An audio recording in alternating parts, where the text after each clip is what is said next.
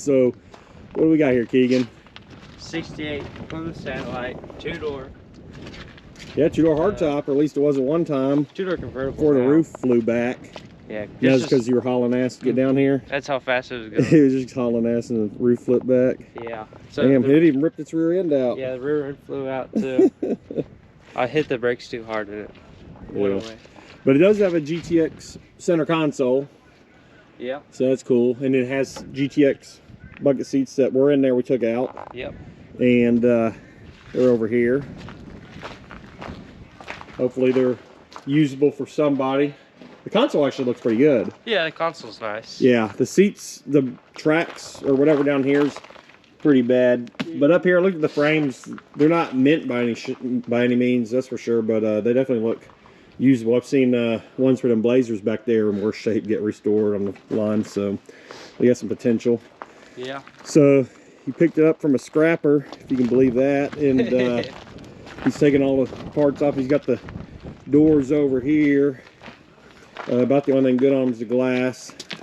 And then here's the trunk. It did have, we said we knew someone put GTX interior, and then we noticed on the trunk they even made the outside look a little bit like a GTX. They had the GTX trim on the back at one time. It's a shame that's gone. I'm sure somebody immediately took that off the first thing they did. Probably the scrapper we got it from. But this had been sitting in a, I guess someone's backyard for way too damn long. A forest or a field or something. But it is underwater. Yeah, it might have been down there off the coast. Just you know, a little bit out in the ocean. But I know the old timers will tell you back in the 80s you could get most cars about $300-400 bucks, and that's about what we spent on this guy. And I guess times have changed a little bit. But if this is what's out there, then probably just worth staying in. Yeah. So anyhow, you're gonna see if you can yank a few decent parts off of it. And obviously most of it's just scrap, but yeah. So I don't know.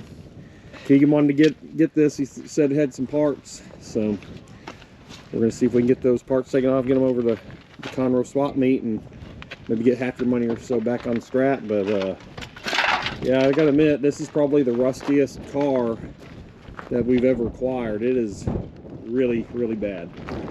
I mean, cars can restore we've seen some cars that are bad, but this one is really, really bad. It's nuts. But a few interesting things. It does still have its dash tag here. And you said you looked it up, and it's like the most base model satellite you and get. It's a slant 6 automatic. Slant 6 automatic, yeah. So maybe the auto column's worth a little bit of money. It does still steer. We're able to turn the wheels with it. So we got it off the trailer.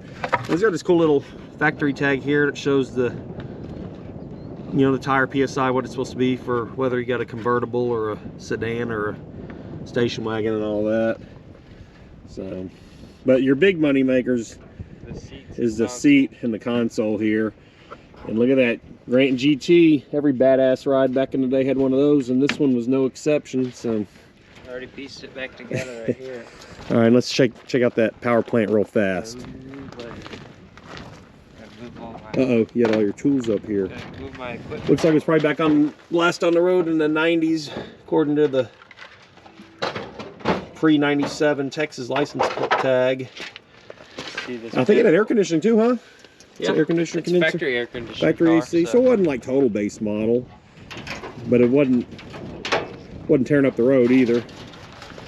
Yeah, there it is, what's left of it at least. And the next video we're also going to do a revival on it. Yeah, can we get it running, and can we drive it 800 miles home? Next video, let's see. If it was front wheel drive, we might. All right, Keegan, well, hey, you trying to get in the junkyard business, you damn sure doing it the hard way. So we'll see if you make some money or if you take a hit on this one. It's your second car. We didn't get a video of the first car. You got a 78 Ranchero? 79 Ranchero. You got that free.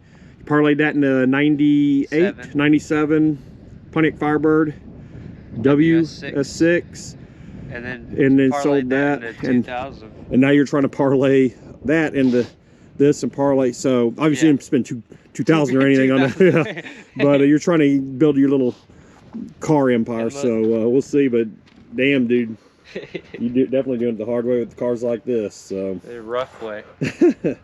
All right, well, I'm gonna let you get back to parting it. I was trying to get a video before you took the doors and everything off, But yeah, we got pictures of that we'll show real fast. But yeah, he's stripping down fast, which I guess is easy to do because it's kind of stripped itself down. And you don't have to worry about hitting your head on anything. No, that's true. The roof was actually collapsed on there. We actually picked it up with the tractor and flipped it back just to make it easier to work in there because it had rusted and collapsed flat in there. You had to almost look like got pancake. Luckily, none of the glass was broken in the doors. Yeah, it's a shock that none of the glass was broken. So the only glass that was broken is obviously the windshield and back windshield, but also the passenger side quarter glass. Okay, yeah. So anyhow, all right, man, I'm gonna let you get back on it. That thing is the biggest piece of crap I've ever seen. Wow. I wonder if it was a Hemi, if a Mopar guy out there would want to restore it. Well, if it was a GTX or a Hemi or anything, somebody would buy the body tag and put it in a different body and restore it completely. That's true. But Or hey, restore this. you know, it is probably 101. I don't think very many of them came with this much rust and this color and everything, you know. So very rare Mopar. Yeah. 1 of 1. About to be 1 of 0 because it's about to be gone, other than a few trinkets. All right, man, I'll let you get back on it.